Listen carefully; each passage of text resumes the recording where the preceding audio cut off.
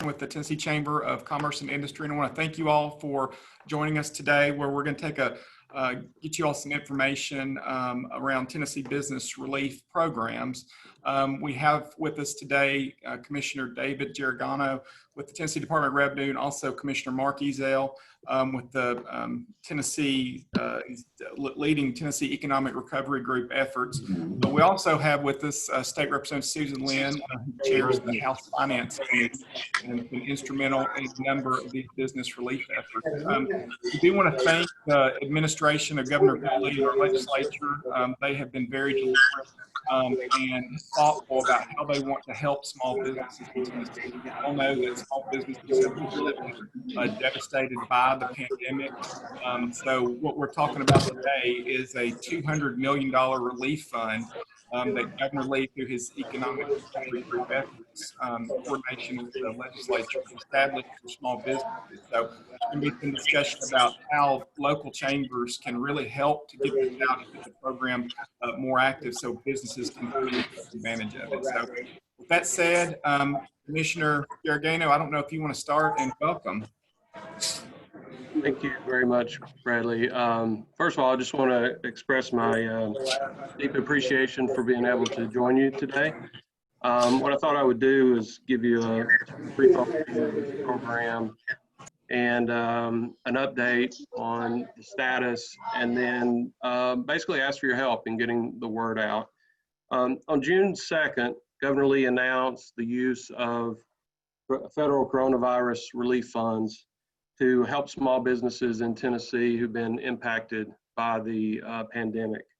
And it's referred to as the Tennessee Business Relief Program. And the Department of Revenue was asked to administer and distribute these funds really because of our existing relationship with business owners.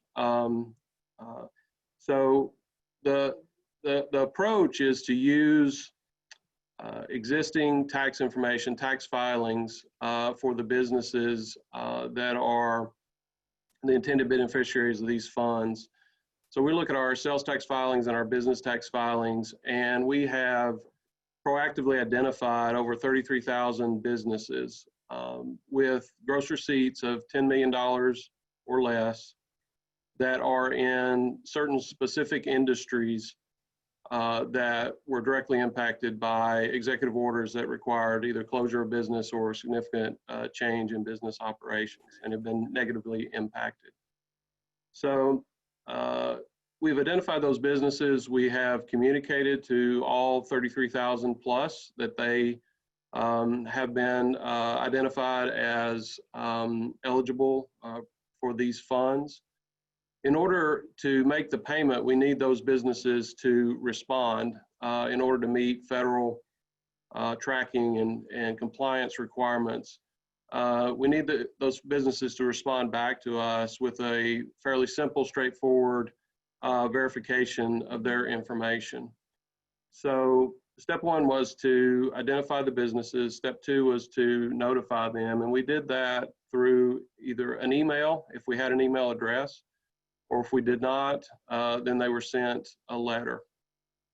And the correspondents asked them to, if possible, log on to our customer-facing portal, which is called TNTAP. And there's no need to log into an account or anything, but on the face of the TNTAP webpage, there is a button for the Business Relief Program. And when you click that button, you can verify your information and submit your certification. If a business is not able to do that through the web, they are welcome to use a paper filing that we provided with the letters and send that in to us, and we'll input the data. Once that certification is done, we're able to send out the payment. And we're doing that in one of two ways. If we have banking information that the taxpayer has in filing their tax returns and making their regular sales tax or business tax remittance, if they have done that electronically and have chosen to save that bank account information with us, then we will send the relief payment back to the same account they use to make their tax payments. And we'll do that by direct deposit. They don't need to do anything. Once they make their certification, every Friday we send out direct deposits to those accounts. If they do not have that type of banking information with us, then we'll send out a paper check, and we send those checks out daily. To date, we have issued over 13,000 business relief payments that total just over $100 million. That, as Bradley mentioned, that's a little over $100 million out of a target of over $200 million. So we continue to want to get the word out to folks who have not yet responded. And we're working on doing that in a number of ways. We are stepping up our email campaign. So far, we've sent out 2 different correspondences through our tax system email functionality. We're moving that now to MailChimp and working with our communications office and the governor's communication office.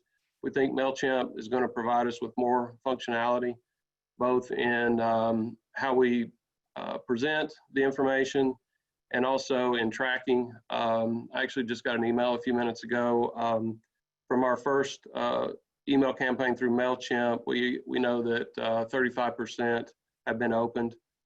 So we're gonna send another round with a different message for folks who have opened the email, asking them to make sure they've responded, or slightly different language to folks who haven't opened their email yet. So we think there's some more flexibility and functionality, and we'll continue to use that as a method of reaching folks. We've also put out media availability. We have interviews coming up in the next several days in Cookeville, Knoxville, Jackson, and Nashville. One of the news channels is looking at doing a feature piece here, and we certainly hope that we'll add to that list as we go forward. Department of Commerce and Insurance, who has a significant number of licensees that are eligible for this business relief payment, are helping us hand in hand with reaching out to the folks who are licensed with them. Governor Lee, of course, continues to remind folks when he is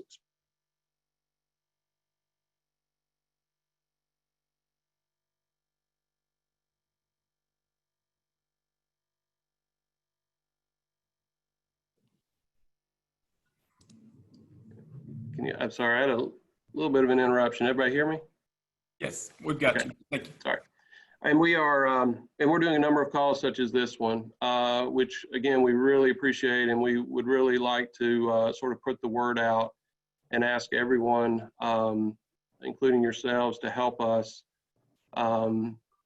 let people know that these funds are available.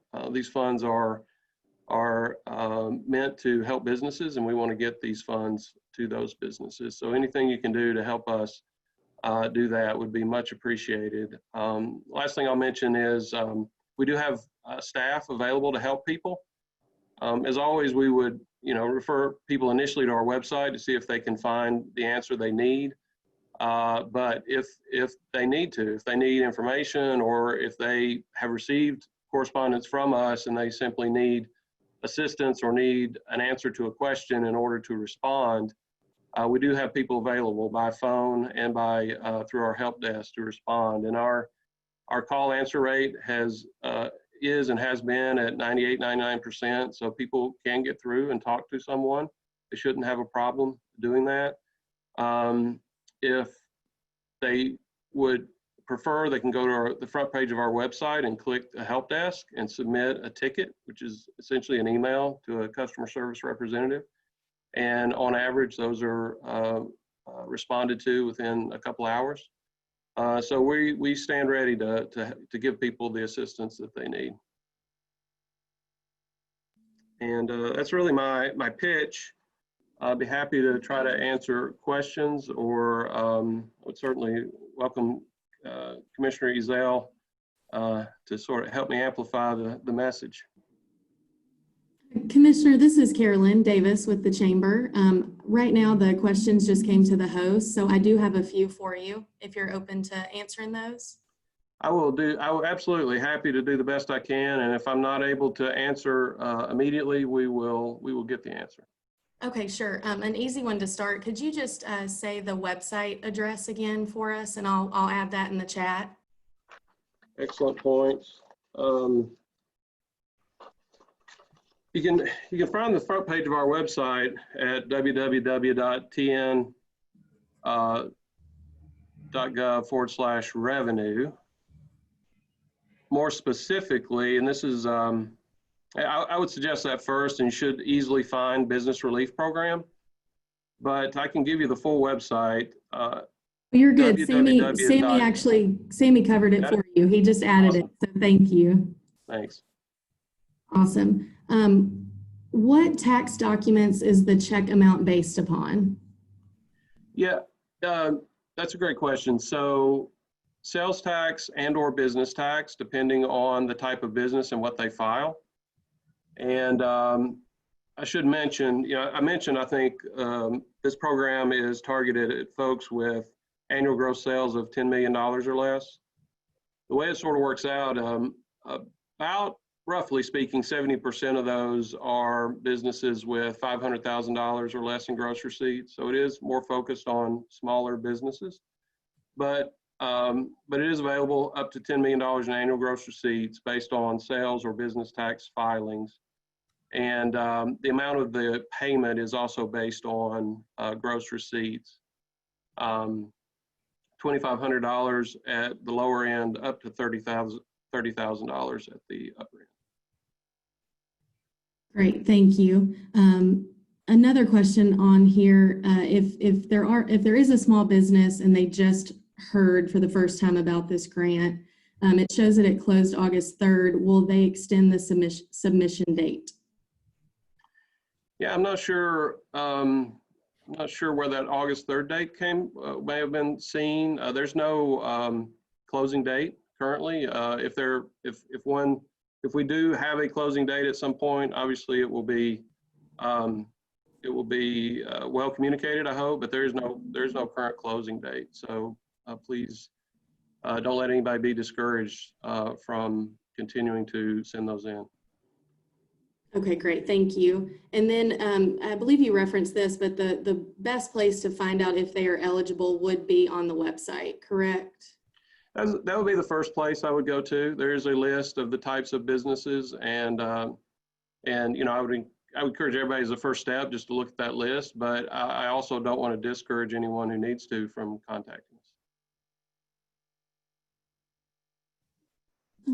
Let me see, I'm reviewing through a few on here. I know a couple comments just said that some of the emails that they believe might have been sent could be going to spam. So just from the marketing standpoint, if anybody's listening, you may just make sure to check those spam folders and maybe whitelist, especially anything coming from the department. Are there any other, I guess, in terms of a listserv or email list that people need to make sure they're on? Is that something that the department has? I mean, we have a listserv, but of course that's all. Anyone can sign up for that, so we would not be using our general listserv. I would encourage them to go to their TNTAP account and update, make sure and verify that they have the most recent address there, and of course add do anything they can in their spam folder to either check or make sure that our emails can come through. Great. We've got a lot of our local chambers across the state on today's call. Is there anything that might be a marketing piece that they could pass along that's just like a one-page informational document they can share with small businesses? We do have, we couldn't quite get it all on one page. It's actually a 2-pager or 1.5-pager, but that Justin created that we have been sending out for that purpose. And we'd be happy to work with you guys on how to share that with people.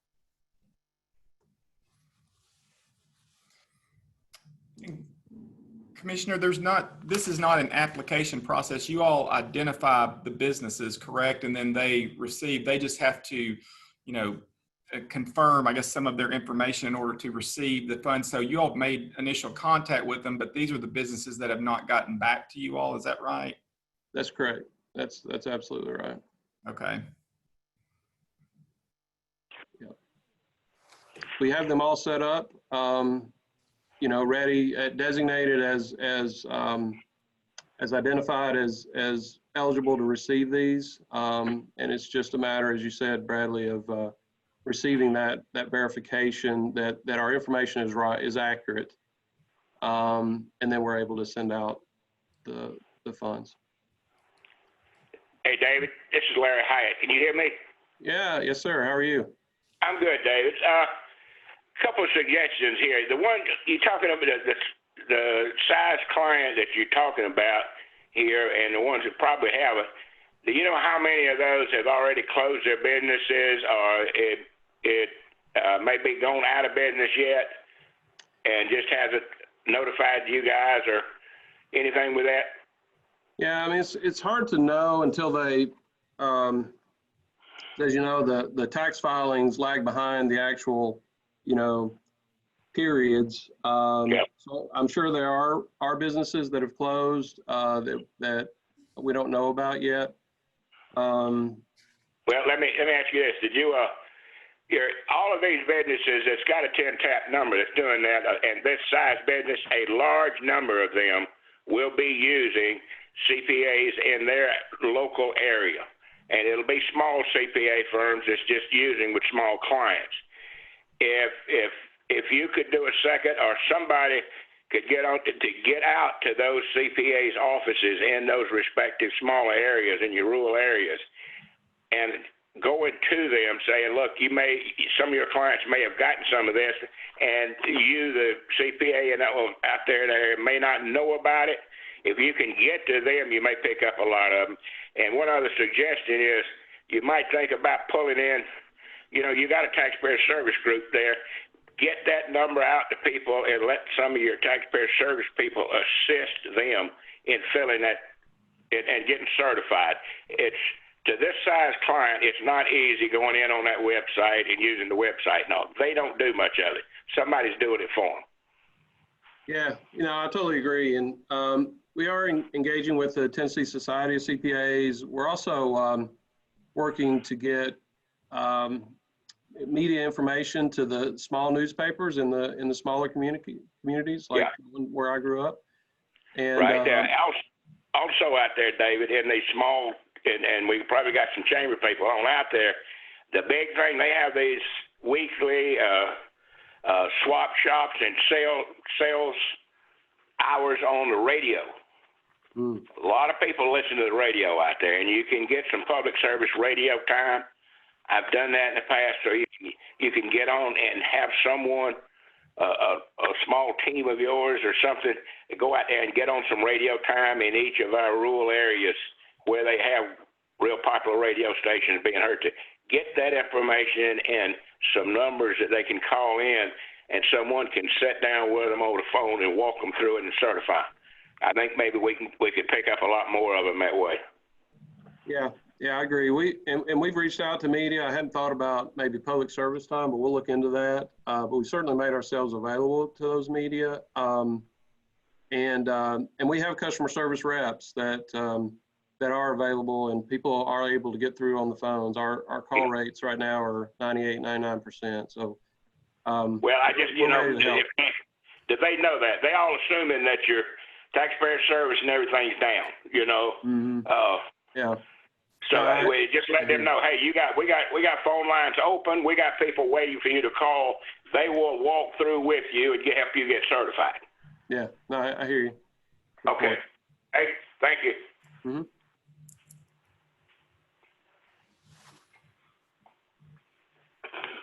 Thanks, Larry. Carolyn, do we have any other questions, or Commissioner Ezell, anything you want to talk about with the group? Well, you've got about 7 minutes. I can take the rest of it if we want to, and do a short version of what we did with ERG earlier, Bradley, or we can kind of do it however you'd like to. No, that sounds good. Dive right in. That's great. Okay. All right, Sammy, we'll do the fast version of, we'll whip through some slides real quick. Just thought we'd kind of catch you up, and the topic we're going to shift to is a little bit about masks. Just trying to help folks realize that the conversation has quickly changed about masks. Really, that started on July 15th when the nation's biggest retailer said, you can't get in our stores without wearing a mask. And what we've seen is that the shift has gone to where this is more about a health initiative that we are supporting at the ERG because we know COVID has really struck back. And if we can stop the spread by mask wearing, then that means we don't have to change things on the economy. And that's truly what the Economic Recovery Group is dedicated to doing. So you can see now the majority of the major retailers are requiring a mask when you come to the stores. You can see that even the Fed is saying that wearing masks is actually the most important thing we can be doing for the economy.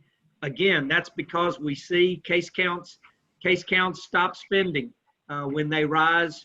And then the next slide just shows how even the president now has started calling that patriotic around face masks. Again, the message has changed over the last several weeks as more medical groups have realized mask wearing and mask requirements may be our way to keep the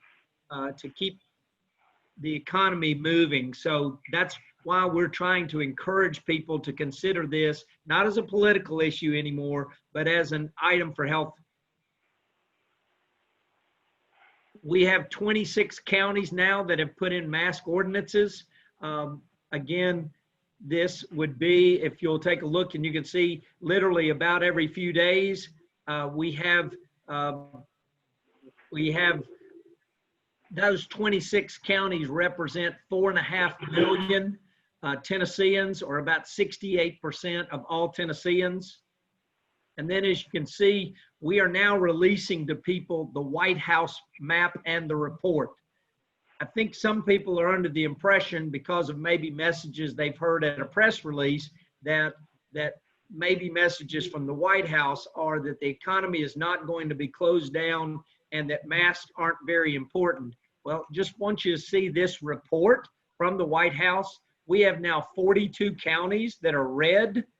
And if you'll take a look at the next slide, you'll see actually the White House recommendations on any county that is red, that they have a mask mandate, they close bars and gyms, they close indoor dining, and take a number of steps. This is coming from the White House. So it's really important that folks know that Governor Lee has said, what I don't want to do is close bars. I don't want to close gyms. I don't want to close indoor dining. And so we do believe for those local decisions for mask requirements, they could be a good way to potentially keep the economy open. We are seeing results in those communities as we do that. And again, we have now about 68% of all of Tennesseans are under mask requirements. Nobody's writing tickets. Nobody's trying to get in confrontation over this. We just know that when they have mask requirements, whether at a store or in a community, your rule followers then start moving over and wearing masks, and that helps us. This chart here just wanted to show you, if you want to know how Tennessee is doing, it's really easy. You can check on it yourself.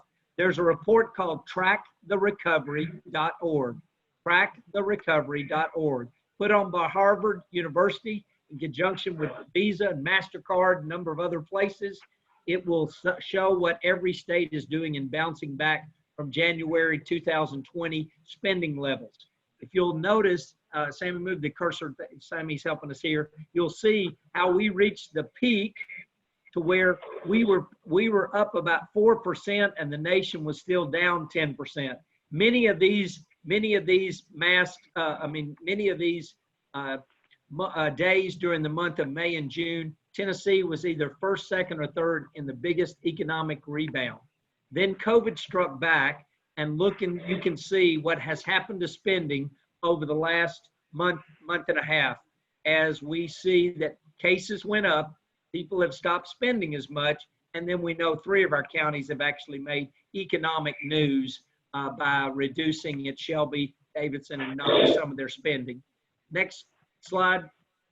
So the governor's team in communications, again, we believe mask wearing is going to be something in our future that allows us to be able to do football games, to be able to do events. We can socially distance and wear masks when we're in close proximity. And you can see this is the campaign. Samuel will flip through a number of these as Face It, Mask Fight COVID-19, whether it's for small businesses, whether it's for our economy, whether it's for our families. And you can see we have like the TN Unidos message, and then even our military is showing about how mask wearing can work.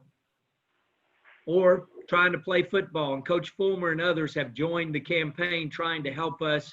It's something someone can do that doesn't have a downside if they can do that when they are in close proximity. And then I'll close with, just as COVID strikes back, just want to remind everybody about our Tennessee Strong Mask movement. That was, again, we started it about 5 weeks ago, simply as a project to say, we know people love their brands. They wear their t-shirts, they wear their hats.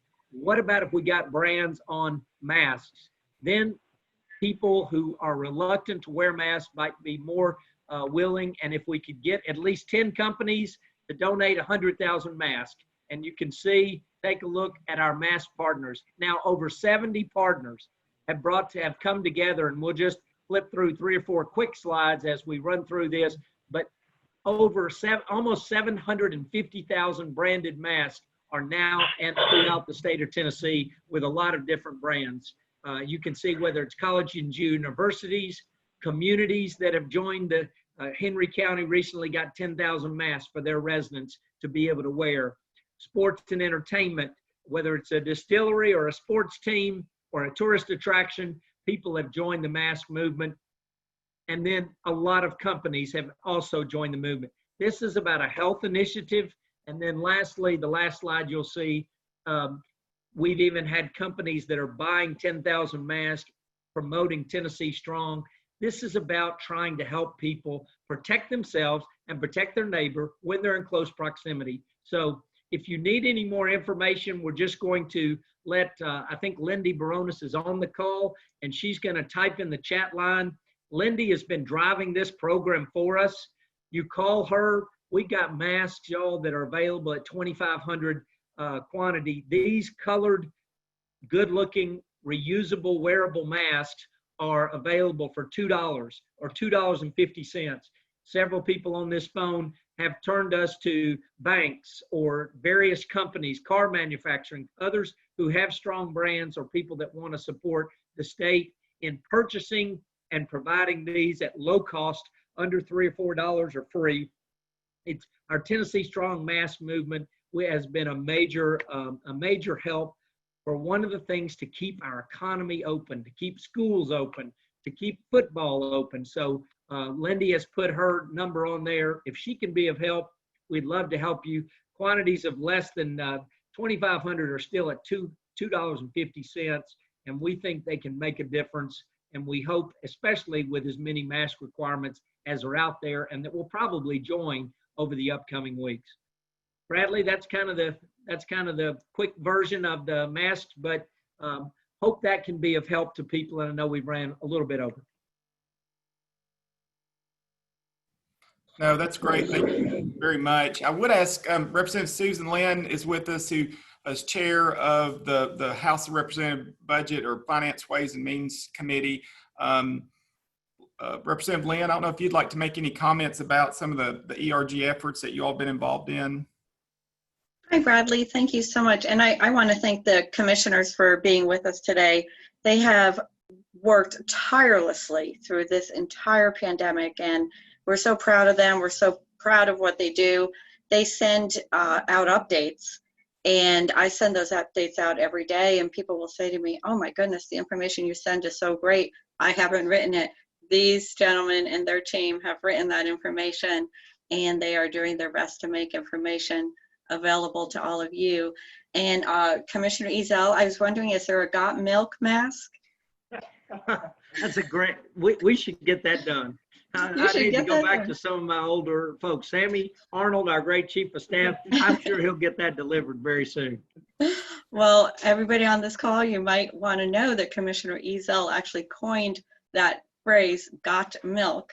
So that's a little bit of trivia for you, and it's real important trivia for our state's dairy, I guess we can call it. But I don't have too much to add to everything that you all have said. There's a phenomenal amount of information on the websites. In Tennessee, the Department of Revenue has a tremendous amount of information. The Department of Finance and Administration, the Department of Health, and of course, there's the COVID-19 database. It's just a phenomenal amount of information. And I do want to encourage everybody, I know you're from all over the state of Tennessee, call your state legislator. They're there to help. Your state senator, your state representative, they are there to help, and they can connect you if you need unemployment help, anything.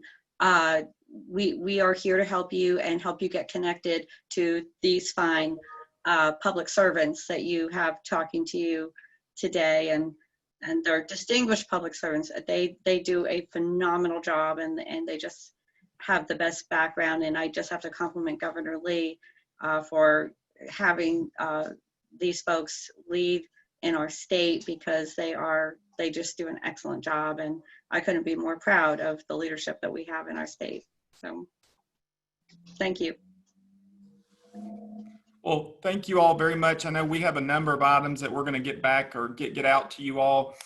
We've asked for some of the ERG slides and also Tennessee Department of Revenue information. So thank you all for joining us. And as always, if you ever need anything from the Tennessee Chamber, don't hesitate to contact us. Have a great day.